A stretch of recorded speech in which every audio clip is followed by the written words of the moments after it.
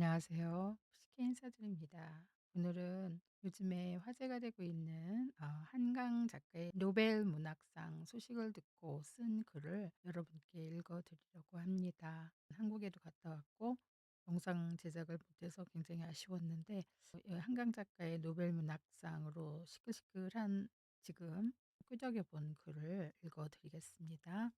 한강 작가의 노벨 문학상 소식을 듣고 한글날 다음날에 우리나라 최초 노벨 문학상 소식을 듣다니 정말 믿기지 않는다. 한강 작가도 이 소식을 긴가민가 했다고 할 정도로 많은 이들의 예상을 뒤엎고 한강 작가의 노벨 문학상 소식은 가히 한국 국민은 물론 전 세계가 놀랄 만한 소식이었다.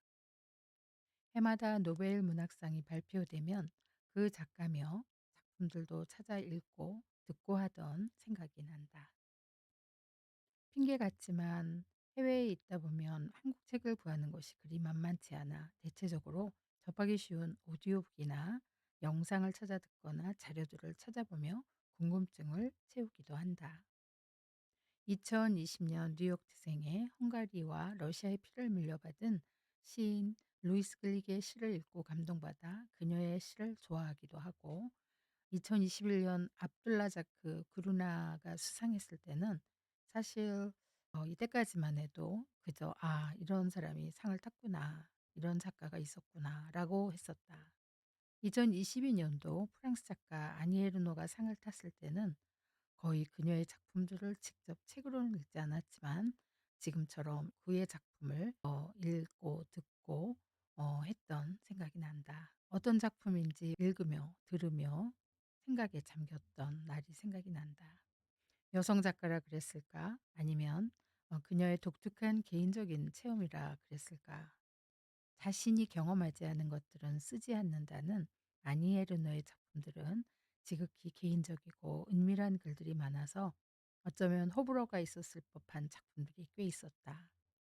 2023년도에도 노르웨이 작가 온 포세의 작품은 그리 많이 찾아보진 않았지만 아침 그리고 저녁이라는 어느 바닷가에서 사는 요하네스의 태어남과 죽음에 대해 쓴 길지 않은 시 같은 소설을 읽었던 기억이 난다. 사실 한강 작가의 책 채식주의자는 이미 2016년에 맨부커상을 그것도 한국 최초 외국문화상을 받았을 때 그 작품을 읽었었다. 그러나 그리 쉽게 받아들여지지 않았던 기억이 있다. 그 후 8년이 지난 지금 노벨 문학상을 받고 나니 다시금 다른 사람들과 마찬가지로 작가의 수상 소식 기사를 찾아보기도 하고 작품들을 찾아 읽어보는 수선을 떨기도 했다. 사람들이 인생을 산다는 것도 또한 좋은 일을 하기 위함이며 시인, 소설가가 작품 한 편을 써내는 것도 전부 한 송이 꽃 피우기라고 말씀하시는 아제아제 바라아제 또 추사 다산의 삶을 쓰신 한승원 작가가 한강 작가의 아버지이다. 오빠 한동림 작가도 유령이라는 소설을 펴낸 작가이며 동생 한강인 작가도 만화가이며 소설가로 활동하고 있다고 한다. 이렇게 자연히 책과 가깝게 자란 한강 작가는 한국 문학과 함께 자랐다고 해도 과언이 아니다. 연세대 국문학과를 1993년 졸업하고 개간 문학과 사회 겨울호에 서울의 겨울, 얼음꽃 등 시 4편이 당선되며 시인으로도 등단한 적이 있다. 1994년에는 단편 소설 붉은 닻으로 서울신문 신춘문예에 당선되며 소설가로 데뷔를 했다. 뿐만 아니라 2005년에는 몽고반점으로 이상문학상을 수상했으며 2010년에는 바람이 분다 가라로 독리 모골문학상을 수상했고 2015년에는 황순원 문학상을 받았을 정도로 실력이 뛰어난 소설가이다. 아버지 한승원 작가는 전통 사상의 바탕을 깔고 요즘 감각을 발산해내는 작가라며 한강이 쓴 문장들을 보며 질투심이 나오기도 했다고 고백하기도 했다. 작품으로는 1995년에 발표한 여수의 사랑, 1998년에 발표한 검은 사슴, 2022년에 출간한 그대의 차가운 손과 함께 동화 내 이름은 태양꽃이 있다. 2007 년에는 채식주의자를 출간하고 2008 년에도 동화 눈물의 상자를 펴냈다. 2년 후 2010 년에 독립문학상을 수상한 바람이 분다 가라가 있고 2011 년도에 발표한 히라버 시간이 있고 2012 년도에는 노랑무늬 영원과 2013 년도에는 서랍에 저녁을 넣어두었다라는 시집을 내기도 했으며 바로 2014 년도에는 만해문학상을 받은 그 유명한 광주 사건을 모티브로 한 소설 소년이 온다를 발표했다. 2015 년에는 눈 한 송이가 녹는 동안이라는 작품으로 황순원 문학상을 수상했다. 2016 년에는 흰이라는 작품을 발표했고 채식주의자로 맨부커상을 수상하기도 했고 2017 년에는 소년이 온다로 이탈리아 밀라파프테 문학상을 수상했다. 2018 년도에는 작별이라는 작품으로 김유정 문학상을 받았고 같은 해 채식주의자로 스페인 산클레멘테 문학상을 받는다. 2018 년도에 발표한 내 여자의 열매 그리고 2021 년도에는 제주 4.3 사건을 소재로 한 소설 작별하지 않는다.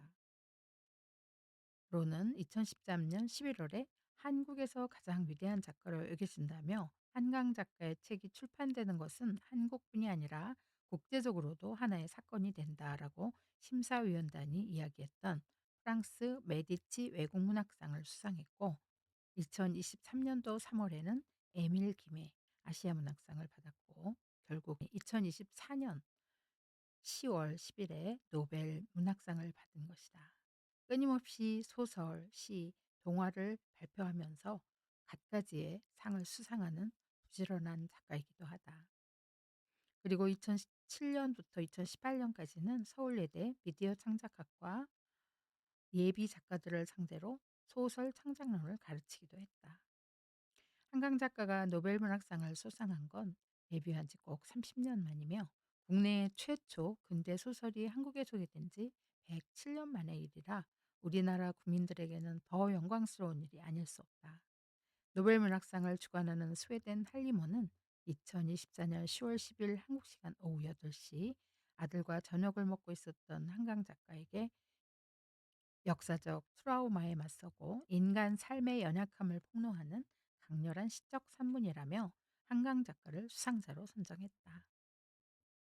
할리모는 또한 역사적 트라우마와 보이지 않는 규칙에 맞서고 작품마다 인간 삶의 연약함을 드러내는 몸과 영혼, 산자와 죽은 자 사이의 연결을 잘하는 인식을 갖고 있다고 했으며 시적이고 실험적인 스타일로 현대 산문의 혁신가가 되었다고 수상 이유를 말하기도 했다. 한강 작가의 글 쓰는 스타일은 피해자나 주인공을 깊숙이 받아들여 글을 쓸 때는 다른 일을 할 수 없고 움직이지도 걷지도 먹지도 못할 정도로 수동적인 자세로 글쓰기 외에 모든 것을 괄호 속에 넣고 한 단어씩 써가는 방법밖에 없다라고 할 정도로 집중해서 집필한다고 한다.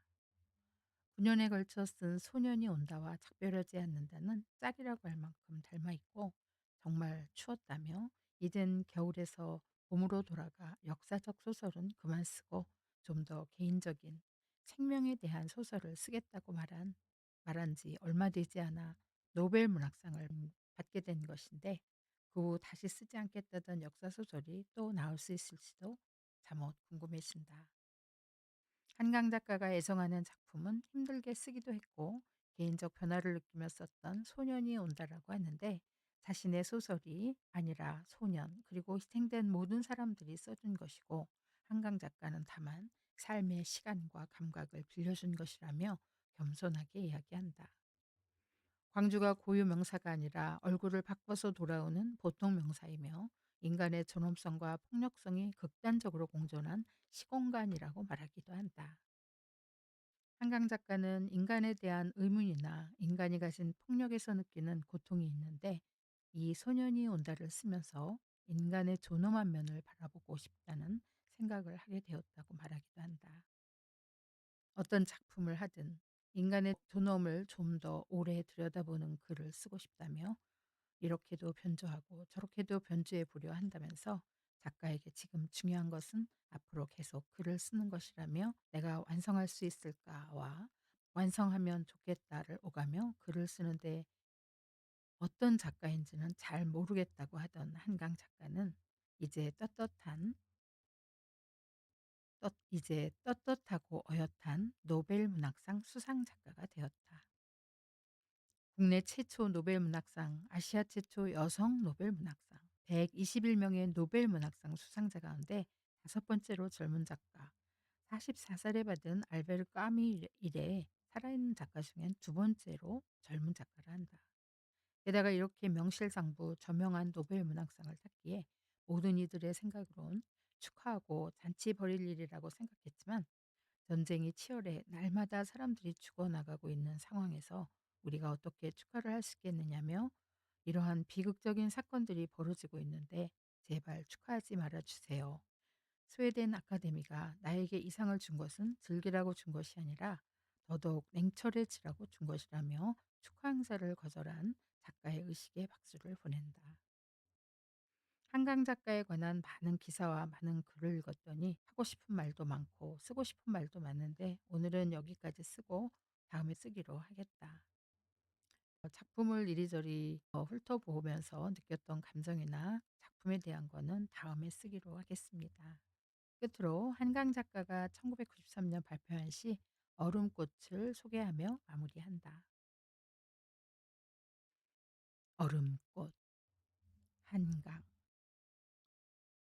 오래 내리어 뻗어간 그들 뿌리에 목실이라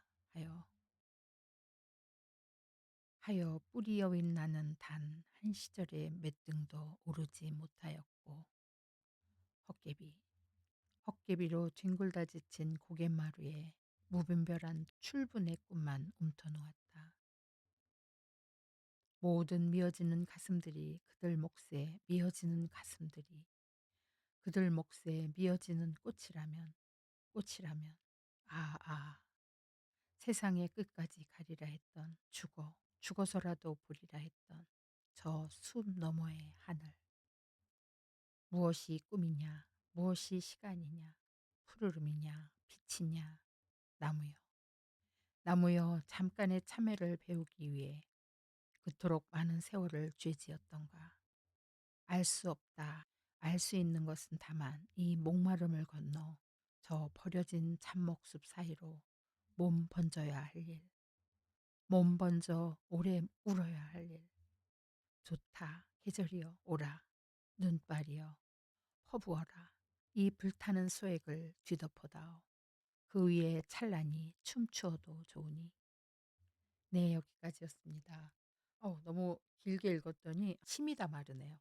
낭송을 안 해서 낭송하는 속도나 목소리가 좋지 않습니다. 이해해 주시고요. 이렇게 축하해 줄 일을 저도 하나 보태서 축하해 주는 의미에서 이런 글을 써 보았습니다. 네, 다음에 또 뵙기로 하고요. 이제 다른 작품들이 이런 것들은 다음에 읽었던 감정이나 그런 소감을 한번 또 써 보기로 하겠습니다. 네, 오늘 여기서 마치고요. 여러분 안녕히 계세요. 다음에 뵐게요. 바이.